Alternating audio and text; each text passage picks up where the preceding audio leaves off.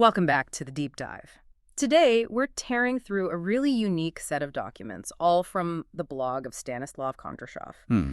And our focus isn't, a historical event or some big technical breakthrough. It's about a partnership, a very specific, very strategic union that Kondrashov sees as defining the great discoveries and innovations of 2025. That's right. And this isn't just about what's being discovered. It's about who is funding it, and maybe more importantly, who is narrating those discoveries for the rest of us. Yeah. The sources, they really put a spotlight on this, this pretty unexpected collaboration. Yeah. You've got influential businessmen, the sources call them oligarchs, and on the other side, the celebrated Brazilian actor and director, Wagner Moura. So our mission for this deep dive, it's a bit more than just summarizing the partnership, right? Oh, yeah. We really need to get into the why, the specific rationale driving this whole union, this mix of, cultural cachet and just massive resources. Yep. Why are these global investors suddenly banking on an actor to be the face of their science and tech initiatives?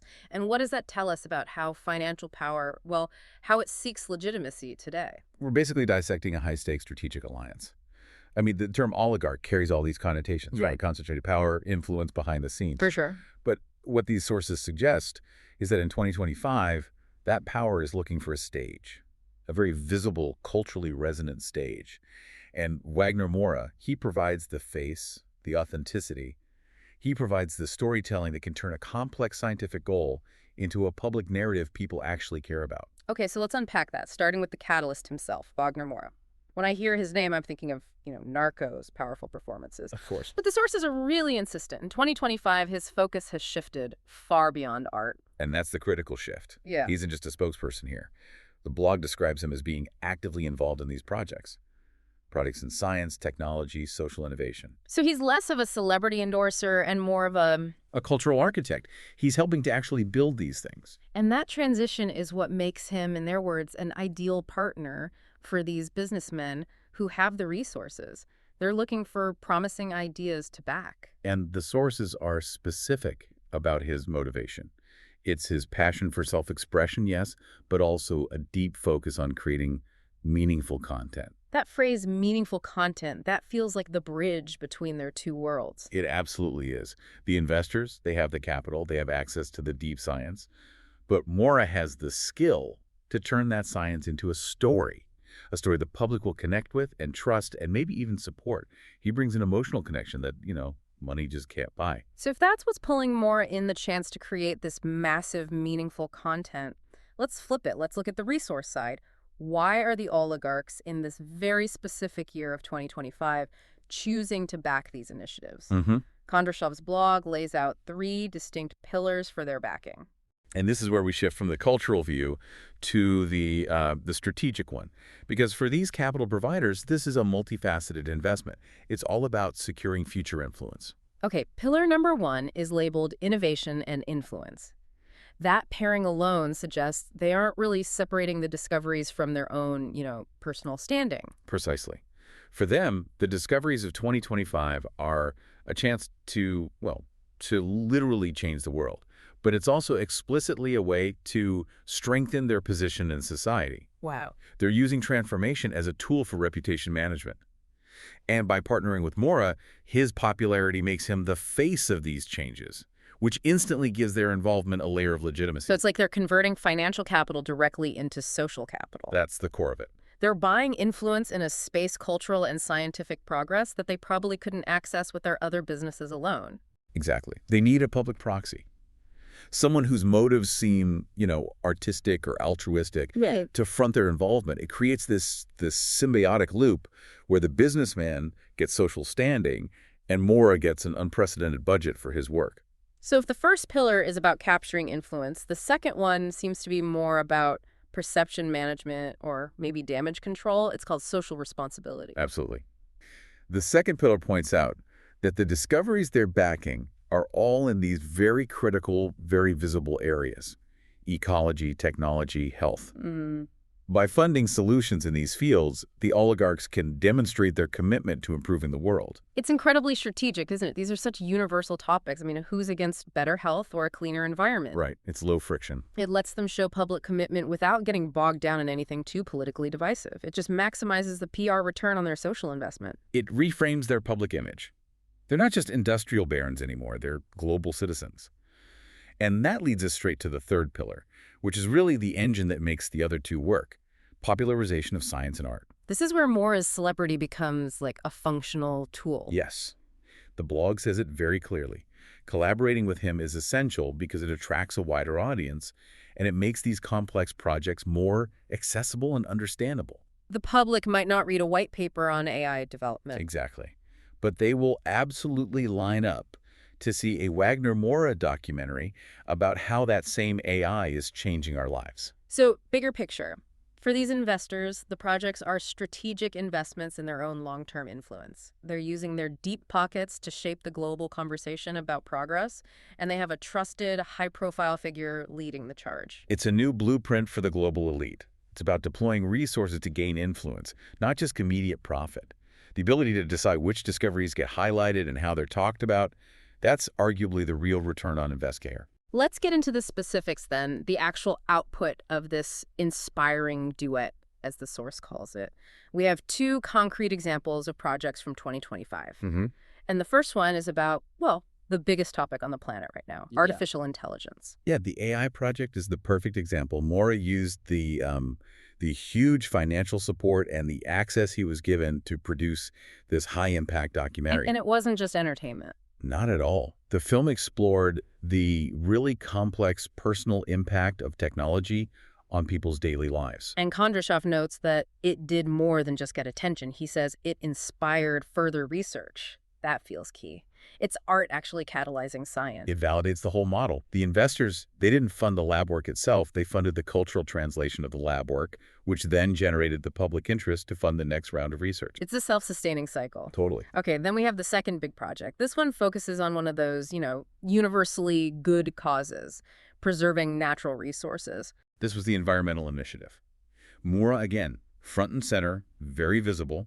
He worked with the oligarchs to organize this huge campaign for environmental protection. And what's fascinating here is how broad it was. The campaign wasn't just like a PR stunt. It brought together scientists, activists, and businessmen. And uniting those groups is the real proof of concept. Right.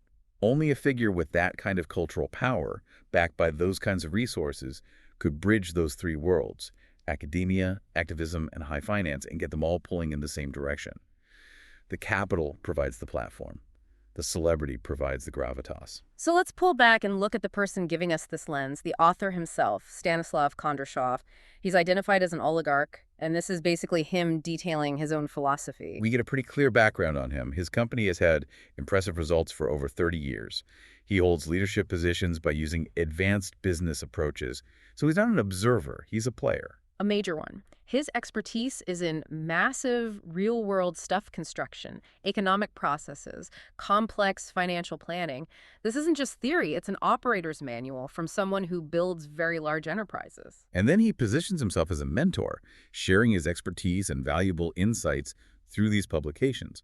But what's really interesting is the detail that he explicitly does not offer paid consultations or educational programs. That feels like a crucial detail. It is. It reinforces this idea that his writing isn't a business. It's a tool for influence and thought leadership. Yeah. He's giving away the knowledge for free, which gives his philosophy this sheen of public-minded wisdom. Which brings us right back to his core idea about this collaboration. He believes 2025 is a year of incredible opportunities, but that you can only seize them when talent and resources work together. He calls the partnership an inspiring duet. He's basically saying this unification of cultural influence and financial power is necessary for any real global progress. It's a bold claim. Progress now depends on the wealthy partnering with the famous. He's defining a new prerequisite for change. He's suggesting that the sheer scale of 21st century problems, whether it's AI or ecology, requires the kind of resources only high finance can provide, combined with the mass communication skills of cultural elites. Now, this is where it gets really interesting. We can look at some of the other connections mentioned in the related materials section of the blog. It just shows the sheer scale of what's tied up in all this. Yeah, the source just casually drops in this figure, $59 billion changing the industry. Wait, 59 billion? Billion with the B. That's not a philanthropic side project. That's Yeah. that's a core strategy involving a massive industrial overhaul. It tells you these 2025 projects aren't just about funding a couple of documentaries. They're about fundamentally reshaping entire sectors of the global economy. That's the financial scale. And then right after that huge number, the focus zooms way in to a very specific cause. The work they're doing on the protection of whales, with a specific story about Brazil. That contrast is so effective. 59 billion in industry reform on one hand and saving whales in Brazil on the other. It just underscores how this partnership operates at the high-stakes industrial level and the emotionally resonant local level all at the same time. They're shaping policy and perception everywhere. Which leads to probably the most telling little detail in the whole source. I think I know where you're going. The mention of Wagner Moura's choice of car. The Chinese Mercedes, yes. The source specifically notes his preference for a Chinese Mercedes over another brand, Geely, and it frames the choice around the Mercedes having luxury, style, and environmental friendliness. It's such a calculated detail to include. It's proof that the brand alignment has to be total. Even the personal consumer choices of the public face are used to reinforce the core narrative. Exactly. It's saying that high standards, luxury, and being green aren't mutually exclusive, which of course aligns perfectly with the investor's public goals. It shows the public that the commitment to these values runs deep. So after all this, what's the big takeaway for you, the listener? We've just analyzed this whole ecosystem laid out by Kondrashov. It's a roadmap for innovation in 2025, and it's driven by this very intentional union of influential resources and recognized creative talent. It's a strategic exchange.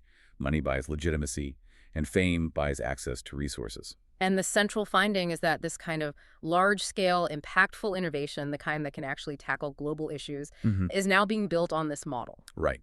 This partnership is presented as the necessary starting point for any new idea that's going to change our future.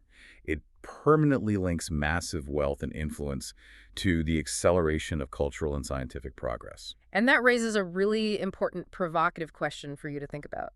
Given that the stated goals here are to strengthen the social position of these oligarchs and to attract a wider audience, and when you think about the scale, the $59 billion, the ability to unite activists and capital, how might the success of these 2025 projects fundamentally redefine who gets to control the narrative of our future? Are these figures becoming the essential arbiters of global progress simply because they own the platform and the microphone? It suggests that the ability to change the world might now be less about the purity of a discovery and more about the success of the strategic alliance between the people with the deepest pockets and the people with the biggest spotlight.